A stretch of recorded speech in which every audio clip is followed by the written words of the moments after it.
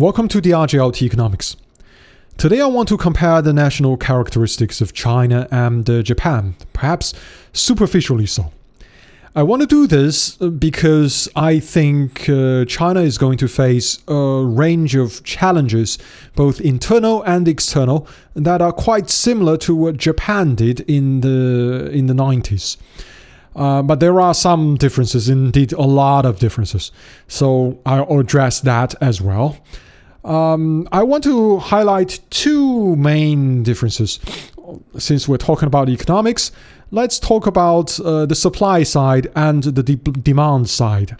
Essentially, how the companies differ, the company culture, corporate culture, and the consumer culture.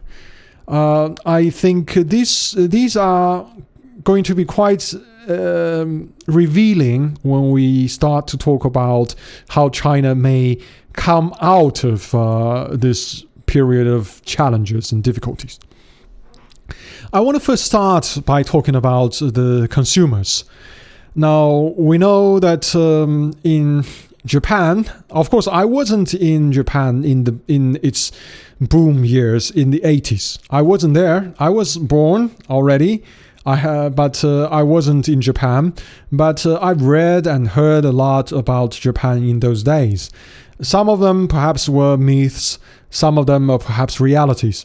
But some things are quite factual. That includes that in the 50s and 60s, Japan used to be known as the manufacturer of low-quality goods. They were a lot of companies that we know today were simply copying more successful or more established Western counterparts. For example, Nikon, which is very much an established brand of photographic lenses and cameras. Nikon started by copying Leica, right? And examples like this, Sony also started by making this type of things. But eventually in the 70s and 80s, they started to build better quality products. I think the consumers played a very important role. Of course, the manufacturers, the corporate culture was there too. So I will address that later. But now let's talk about the consumers. I think a big difference between the Japanese consumers and the Chinese consumers seems to me that because Japan has always been, in recent history, a very crowded nation with very limited resources. So the Japanese people really care about making the most out of the little resources that they have. So they focus on quality, not quantity. And the consumers, when they got more money, they wanted to purchase goods of quality. Of course, they wanted to purchase them purchase them cheap, which is why they supported Japanese brands.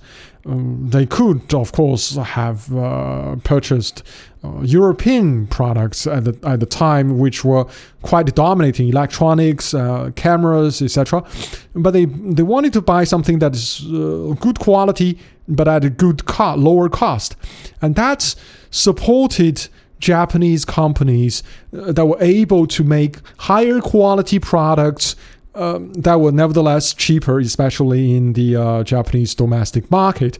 And eventually this played a very important role for the Japanese companies to really upgrade, to up their game, right? They no longer were copying other companies, but they started to become leaders in innovation. And the Japanese, they did very well in this. But the Chinese is quite a bit different. China, even though on a per capita basis, it's also a very resource poor country.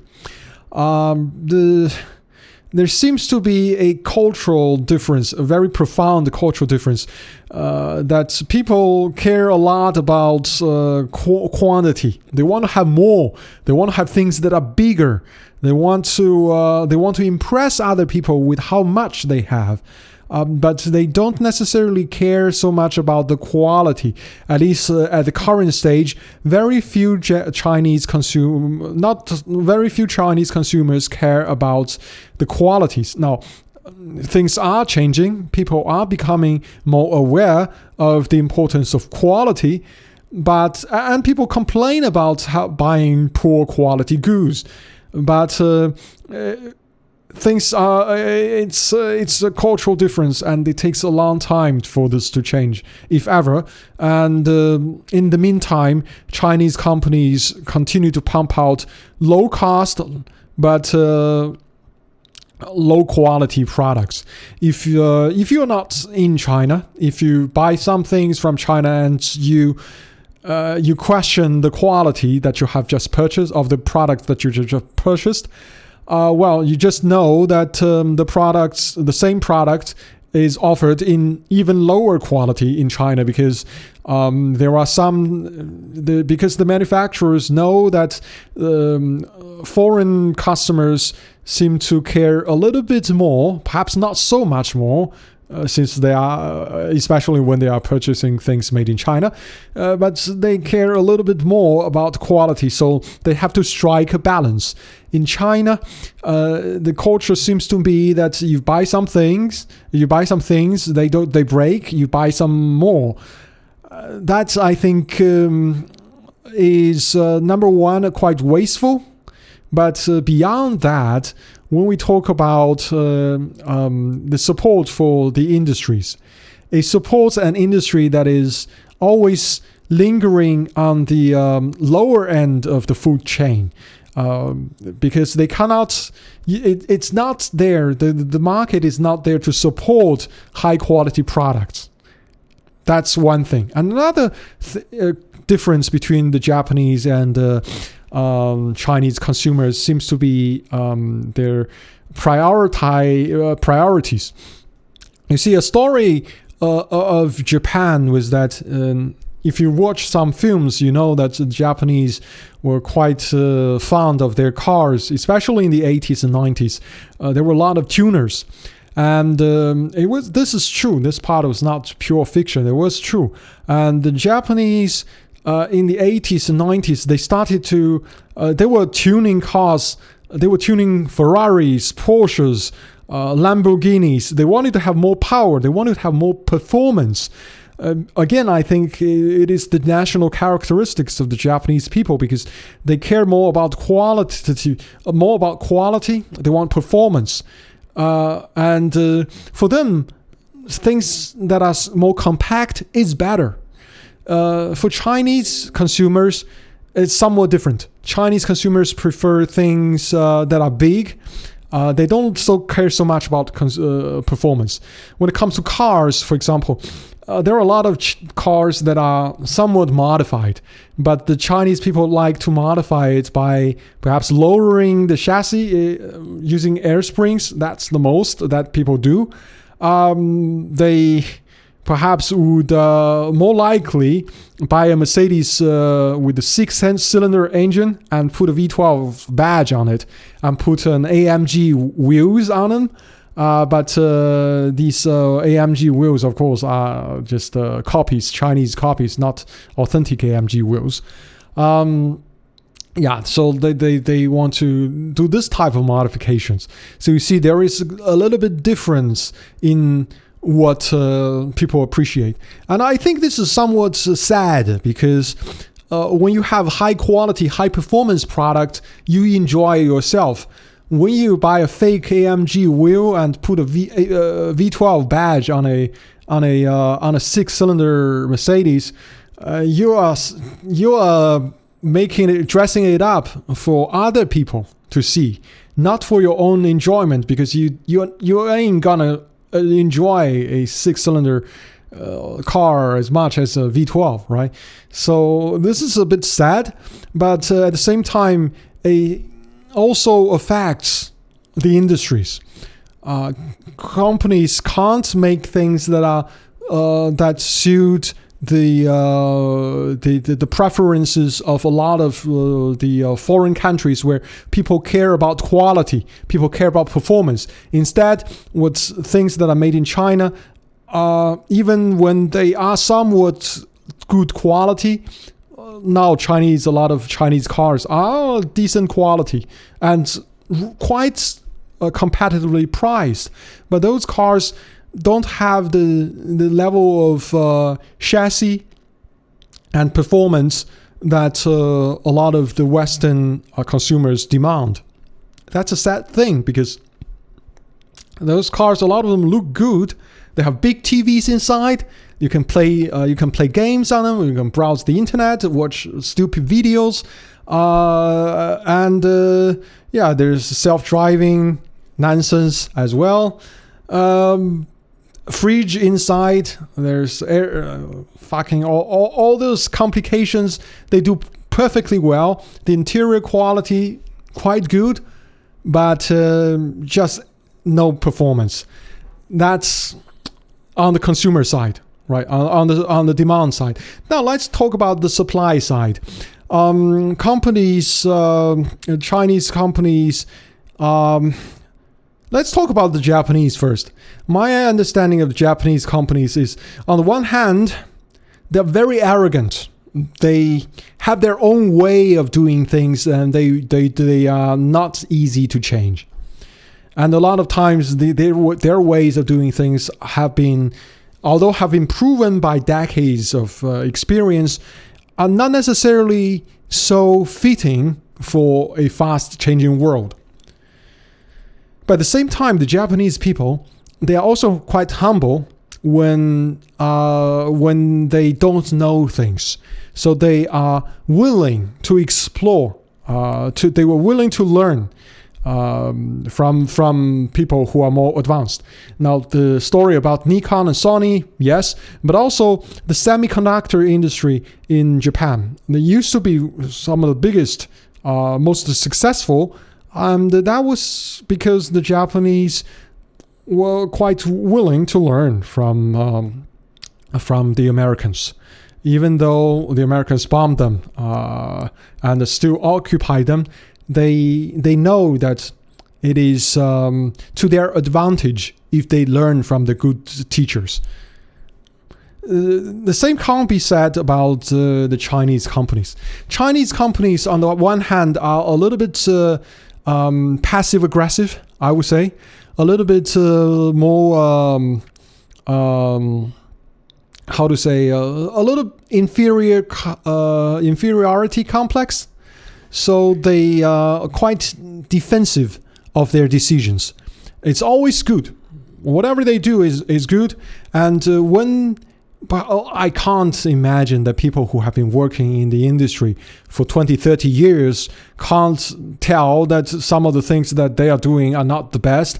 They can't tell that it is important for them to have control of key technologies, but they don't want to say it. They don't want to carry it out in their corporate strategies, because that would admit weakness. That would admit that some of the things that they have been doing, some of the ways that they have been doing things are not the best. That is a faux pas in Chinese corporate culture. And as a result, they try to essentially force their employees to work very, very long hours, excruciating hours, very unreasonable, and I think completely in ignorance, completely overlooking or ignoring the laws, the labor regulations. In China, there are labor regulations, believe it or not. There are laws, but the problem with these laws is that the penalties are so soft, and the enforcement is not really there. Again, China is not a country of rule of law, right? It's a country of rule of people, and that the result is that a lot of times, even when there are good cases,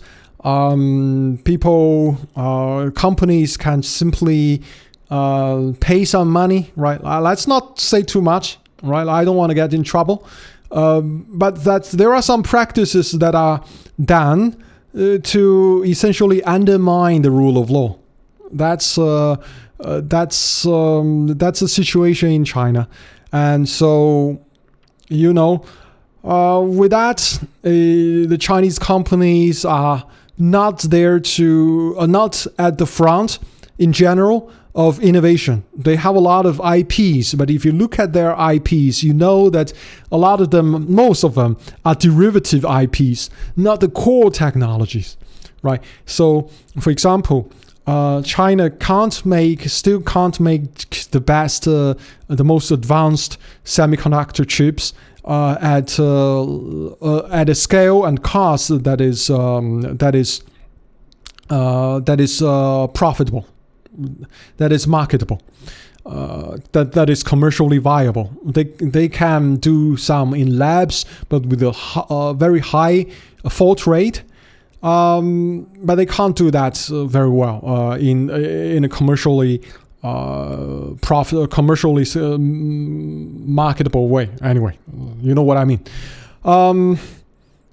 But they have a lot of IPs based on different designs that would require manufacturing by, for example, TSMC. So that is right. So people have a lot of IPs, but not as the most important. The core IPs is still lacking, and it would certainly make a lot of sense if people focus on that. But we know the problem is very simple because it takes a lot of money, and it's always easier to not do the hardest part and let other people do the hardest work.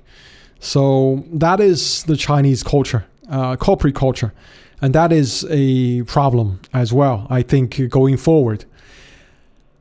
And so those are the differences. And another difference, perhaps not so much in the consumer or the corporate culture, is the social culture. Basically, I don't want to say too much, right? Because this got me into a lot of trouble, could potentially get me in trouble.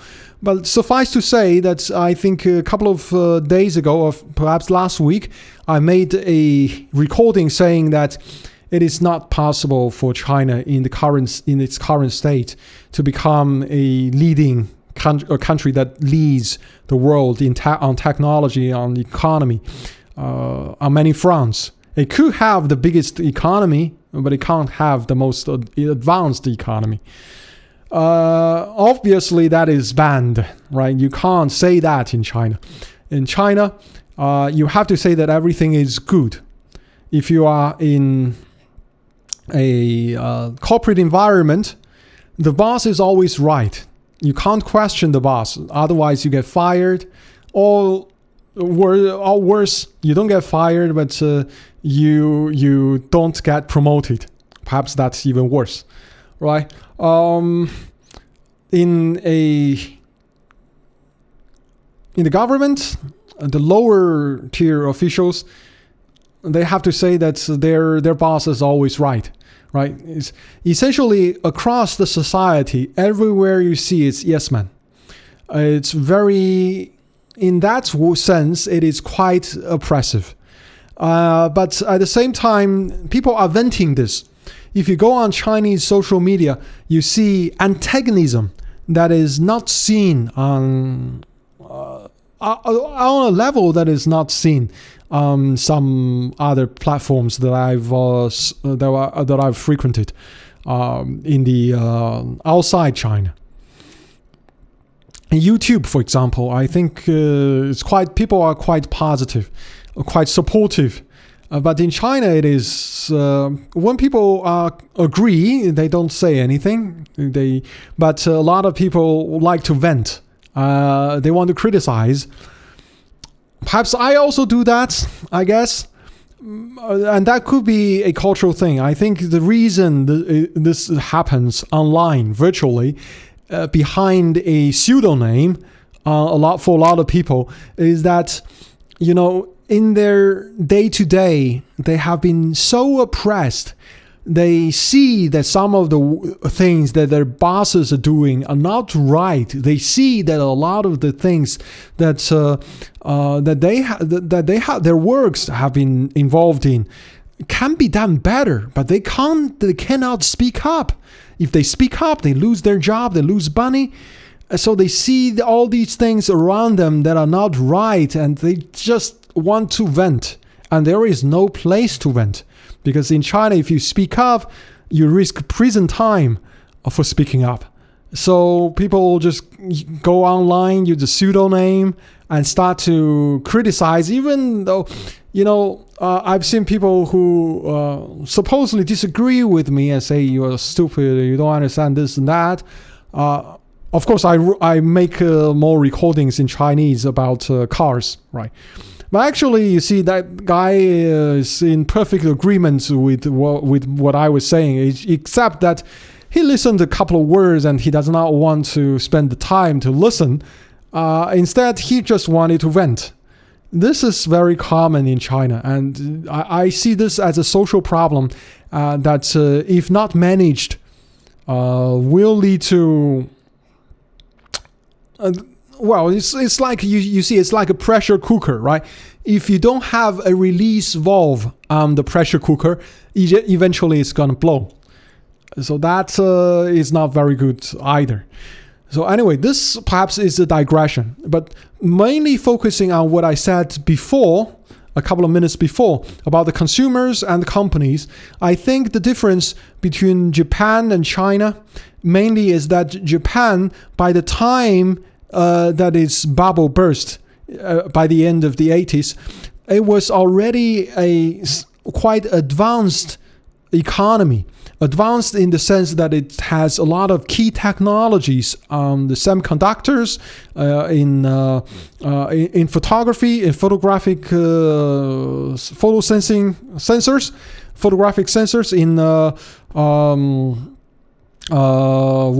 the electronics, in automotive industry. In China, however, very few, if any industry is the most advanced. Most industries need the input, the intellectual input from abroad in order to function at the edge. And so given this situation and given this internal characteristics, and given the fact that China is going to, I believe, in the next decade, face a somewhat bubble burst in their real estate. So that means somewhat deflationary situation there. It's going to cause a little bit of, I think for some time, it's going to cause somewhat depression. I don't want to say great depression, but somewhat of depression in the economy. So that means lower demand domestically.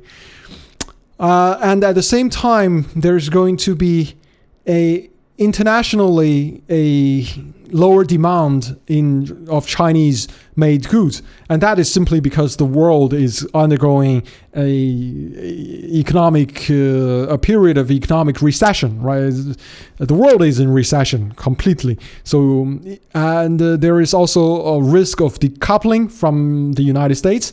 I don't know how deeply that decoupling will actually be, but. Let's just, even without considering that, the US is in a recession and the demand of goods is naturally low, even without any decoupling.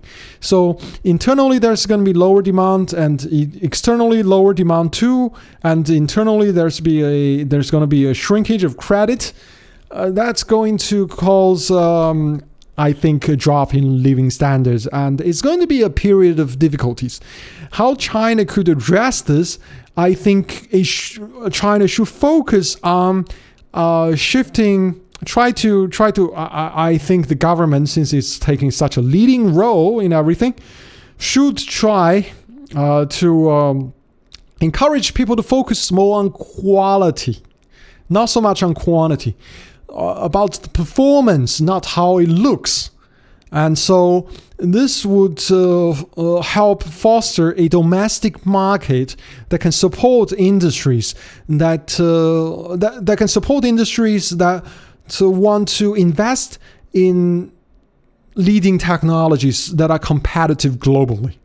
That I see is the only way for China to become a leader in a lot of the spaces that are actually worth noting. Is it going to be very successful or not? I think only time will tell. China has a lot of problems, and as a very big country, it is hardly governable. I fully appreciate the difficulties that. Okay, maybe I don't fully appreciate, but I want to express my appreciation of the difficulties that anyone who wishes to manage such a large country with such a diverse population, such a diverse economy is going to have to deal with. And so perhaps it is, and I do agree. One thing I certainly agree with the Chinese government is that China is not a place where democracy can play very well, because you have a population that okay, let's not say too much about that. It gets me in trouble. Thank you very much for listening. Have a great day.